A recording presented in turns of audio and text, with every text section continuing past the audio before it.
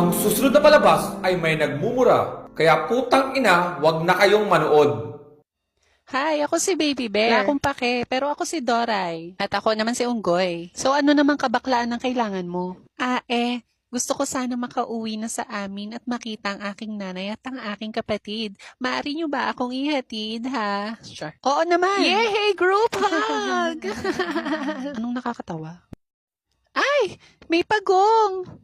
Mukhang hindi sila makaalis kasi hindi niya magising yung anak niyang tatanga-tanga. Tulungan natin gisingin ang kanyang anak. Isigaw natin na malakas. Gising pagong! Di ba sabi ko laksan nyo? Isa patang ina nyo. Gising pagong! Ayan, nagising na ang puta. Tara na. Napakasarap talagang tumulong, lalo na sa mga nangangailangan, di ba? Oo nga. O bakit may pag-ikot, be? Yay! Saan kaya ang daan papunta sa bahay ng lintik na baby bear na ito? Pag pinili mo ang pula, ibig sabihin tanga ka. O sa asul? Saan kaya? Tut! Tama! Sa asul! Tara na, ihatid na natin ang mukhang unggoy na bear na ito. Oo nga, mas mukha pa siyang unggoy kaysa sa akin. Ganon.